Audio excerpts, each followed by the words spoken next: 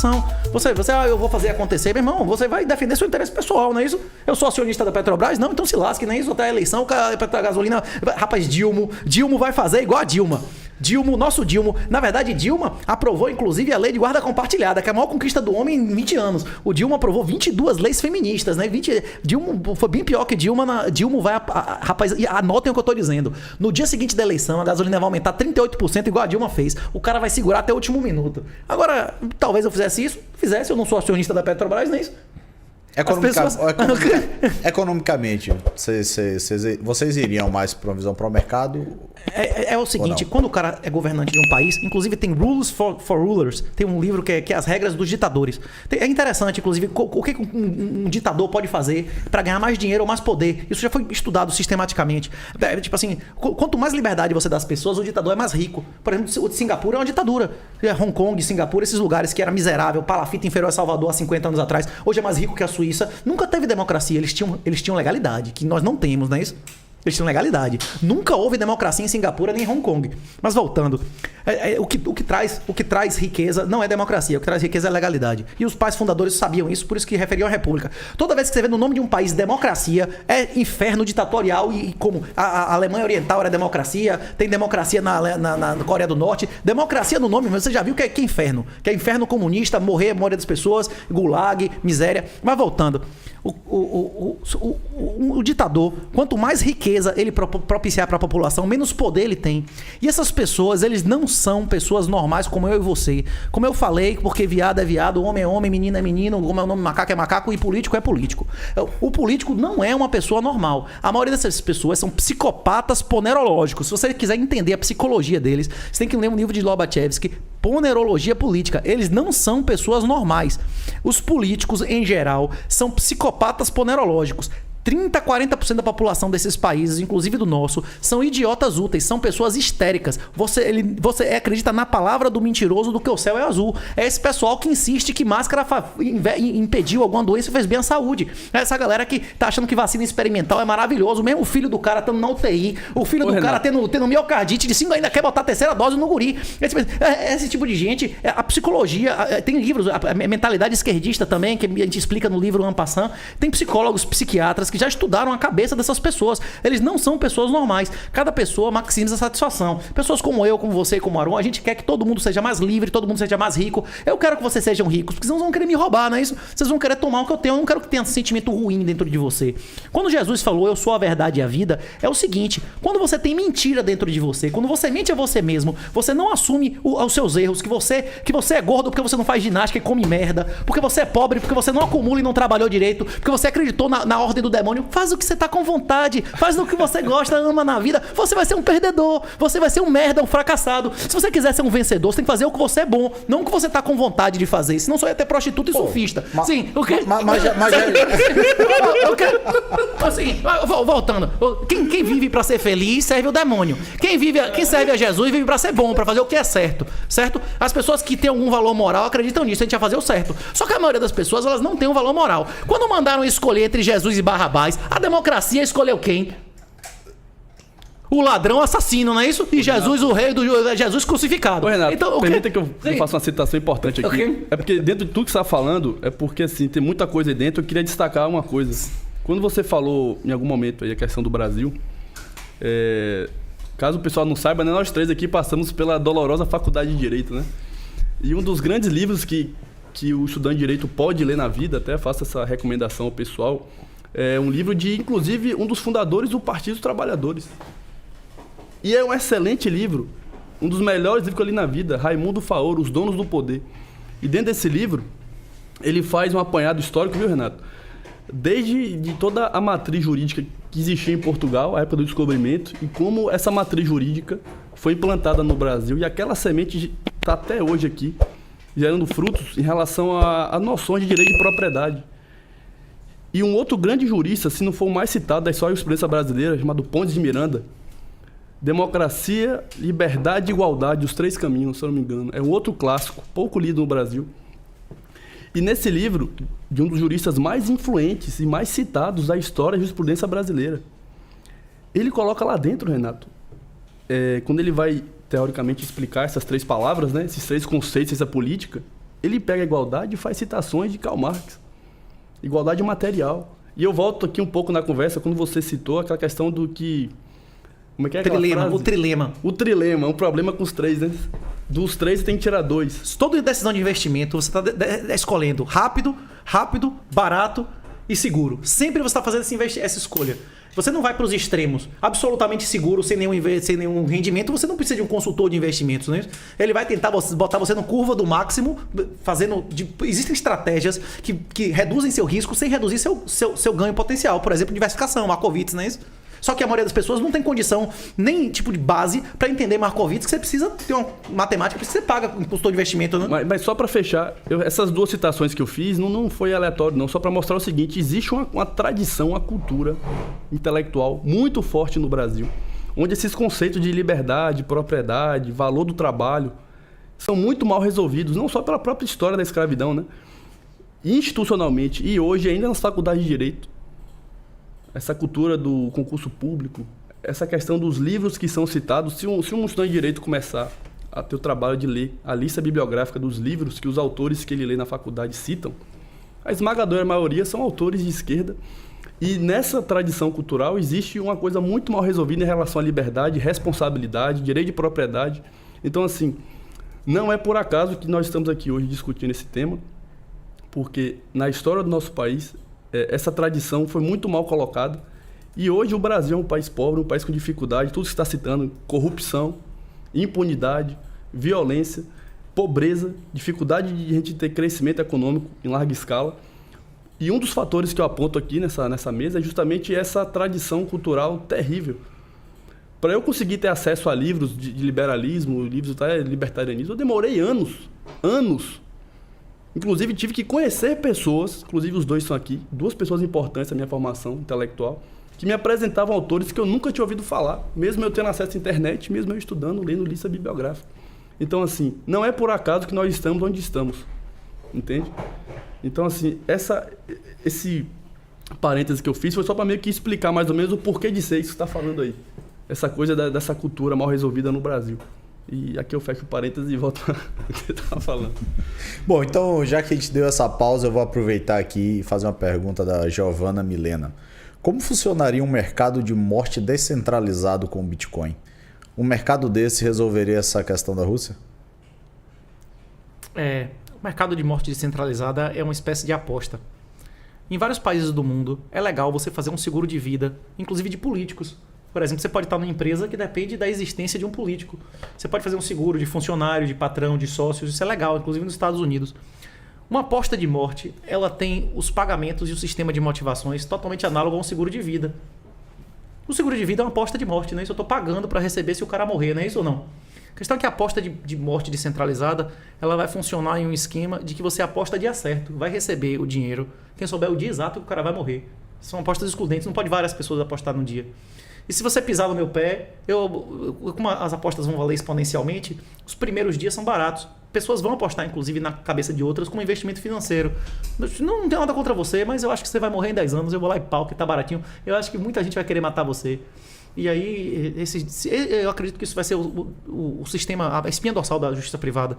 Inclusive, essa é a solução. Eu tenho um Substack, Amoedo, Substack lá, pode dar uma olhada. Inclusive, eu explico como os Estados Unidos poderiam ter limpado a Venezuela, eliminado todo mundo que não fugisse do esquema de Maduro nesse esquema, sem gastar um centavo. Sem gastar um centavo, apenas vendendo os ativos públicos e pagando o pessoal com os ativos, né? Porque a maioria das terras estão abandonadas lá, a maioria dos imóveis e tal. É importante, esse esquema da Venezuela é excelente para a gente lembrar como um país que era mais rico que os Estados Unidos em PIB per capita ficou 10 vezes mais pobre que o Brasil. Em 18 meses de liberdade e acesso a dólar, que é um dinheiro merda, que os caras dobram a base monetária a cada 2, 3 anos, mas que em relação ao que eles tinham lá é ouro, não é isso? Como é que os caras dobraram a riqueza em 18 meses? É como muda as motivações e muda imediatamente o resultado, né? Se você tem um dinheiro porcaria, você não vai juntar aquilo, você vai gastar. Na hora que você começa a poder transacionar com dólar, você consegue fazer contrato, você consegue acumular, fazer poupança, investimento. É isso. O sistema de contrato de morte vai ser uma aposta. Você vai apostar um dia certo que o cara vai morrer. Se você quiser que ele morra logo, você vai apostar um dia longe. Se você quer que um investimento financeiro, você vai apostar um dia próximo à expectativa de vida dele. Inclusive, vai ter pessoas que vão apostar na própria morte. Porque, por exemplo, um político, ele vai ter que fazer campanha, então ele vai ter que apostar nele no período para ele ganhar o dinheiro, para as pessoas não matarem ele, porque ele receberia o dinheiro. Inclusive, esse tipo de aposta de morte vai levar a grande pena da justiça privada, que não vai ser a morte, vai ser a morte civil. Como o Daniel Fraga aconteceu. Vai ter uma hora, se tivesse 50 milhões de dólares para alguém matar você, você ia andar na rua?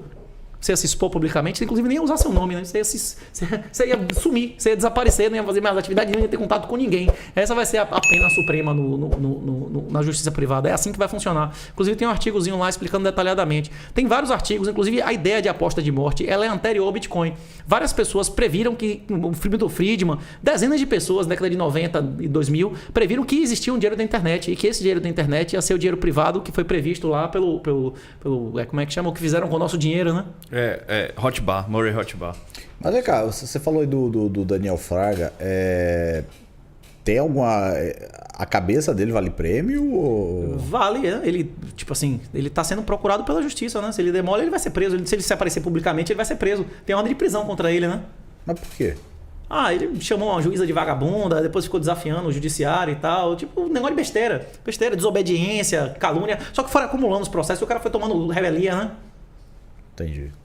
Ele não é o do Bitcoin, não, aquele... Ele foi um cara que foi pioneiro no Bitcoin no Brasil. Quando o Bitcoin custava 5, 10 reais, ele aparecia na internet mandando comprar Bitcoin. Inclusive, quando deu isso, ele vendeu todos os bens dele, comprou Bitcoin a uma faixa de 15 a 20 reais. Ele vendeu carro, casa, tudo e sumiu no mundo. Tipo, porra, hoje... Inclusive, ele negociava em plataformas que negociava milhares de Bitcoins.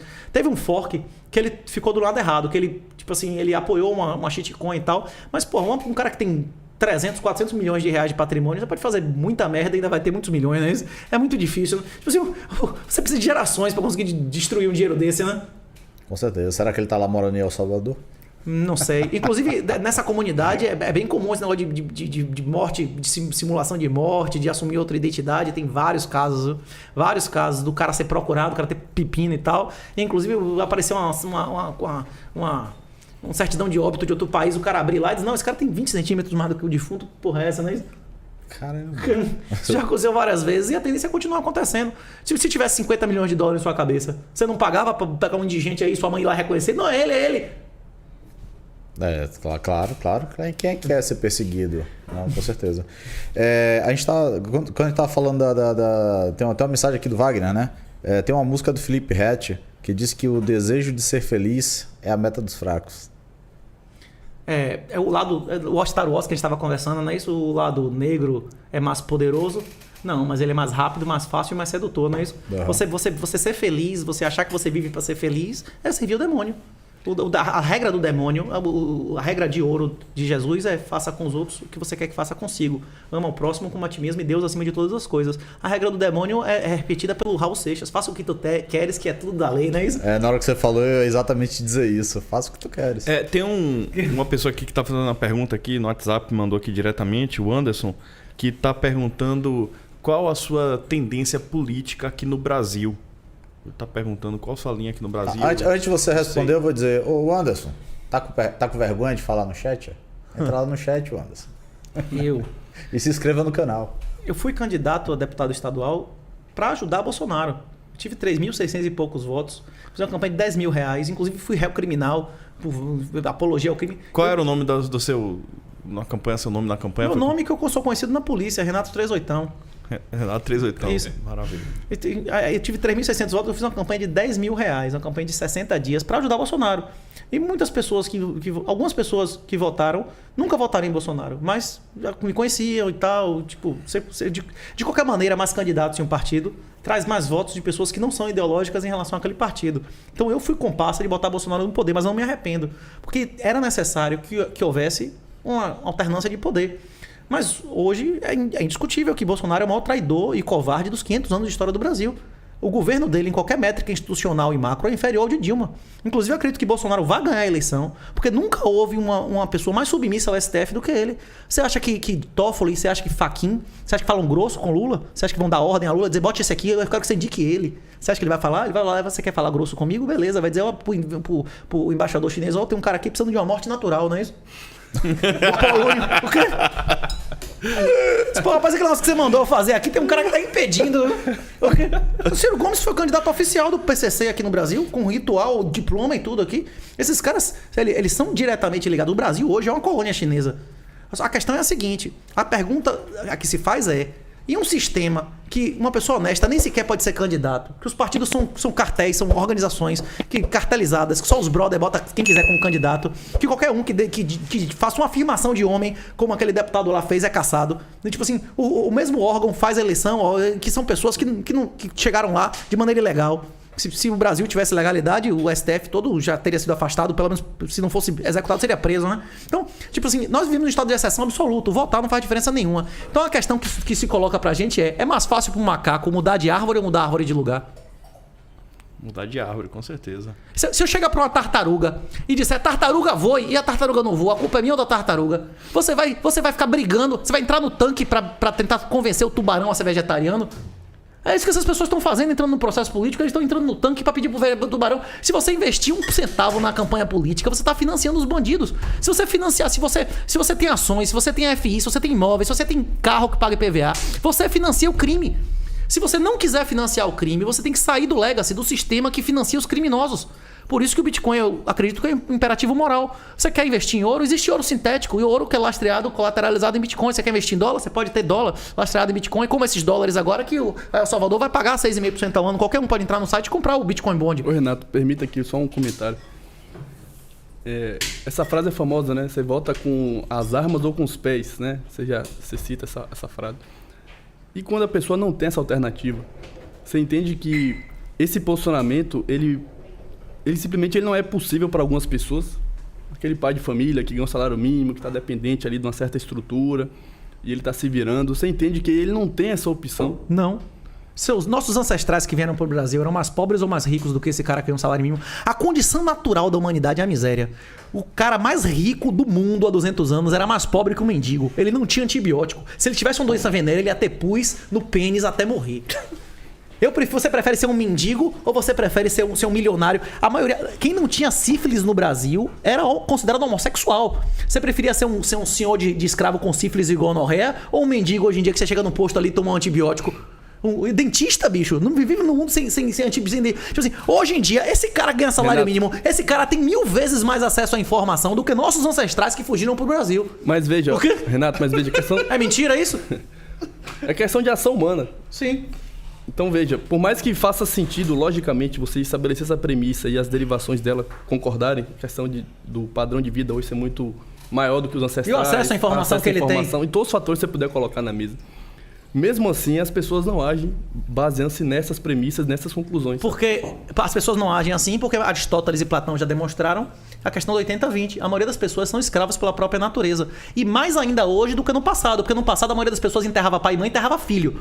As pessoas no passado, elas passavam por dor física. Elas passavam por humilhação. As pessoas do passado não eram pessoas de geleia como hoje. Hoje em dia, o cara de 40 anos é uma criança, né? Como eu digo, os homens são mulheres e as mulheres são crianças, não é isso? Você não vai comparar uma menina de 13, 14 anos, 100 anos atrás, era 100 vezes mais honra e mais mulher do que uma mulher hoje, essas mães solteiras aí. Inclusive, Bolsonaro botou cota de mãe solteira, bicho. Cota de mãe solteira. Você vai ser obrigado a botar mãe solteira dentro de sua indústria. Rapaz, que vergonha. Sim, mas voltando. Isso é absurdo. As pessoas antigamente, elas tinham muito mais honra do que tem hoje. Inclusive, tem ciclos. A gente explica no livro que existem ciclos intergeracionais. No colapso de Esparta, se dizia, tem registros escritos, que as mulheres dos espartanos podiam engravidar de quem quisessem e os maridos não podiam sequer reclamar. Não é exatamente isso que acontece hoje. Você chega em sua casa, a mulher tá transando com outro cara na sua cama, se você der uma surra nela, você que vai preso, meu irmão. É você que vai preso, adultério não é mais crime, né? Maria da Penha, e você não vê mais seus filhos. Chegou uma mulher lá e disse que você é estuprador, que você abusou do seu filho sem prova nenhuma, acaba com sua vida. Aí depois se prova que a vagabunda tava dizendo a mentira e se faz uma lei Mariana Ferrer em homenagem a ela, pra ela não ser maltratada enquanto ela faz uma acusação mentirosa de estupro, não é isso? A nossa lei hoje inviabiliza essas relações de decência. Foi o que a gente conversou. A informação é a coisa mais importante hoje. Nós estamos vivendo uma guerra de informação. E, inclusive, essas informações todas mentirosas, quem puder pesquise o que é educacionismo, o que é gaysismo, o que é feminismo. Tudo isso foi implantado e financiado pela União Soviética através da Escola de Frankfurt, que era a escola de estudos marxistas. Tudo que se ensina hoje na academia é o oposto da educação real. A instrução formal hoje é oposta à instrução, à educação real. É oposta à instrução formal. Hoje você manda seu filho para a escola para ele ser piorado intelectual, moralmente e reduzir a produtividade dele. É importante que as pessoas entendam que não vai existir mais universidade da maneira que vocês entendem hoje. Os estados vão colapsar, os estados sociais. Dentro de 15, 20 anos, vão ter lugares que vão ser paraísos fiscais e regulatórios e vão ter infernos e fazendas de escravo. Vocês vão ter que escolher onde vocês vão morar, não é isso? Eu espero ser o macaco que muda de árvore. Você pode ser o macaco que vai tentar arrancar a árvore tirar a árvore do lugar, não é isso?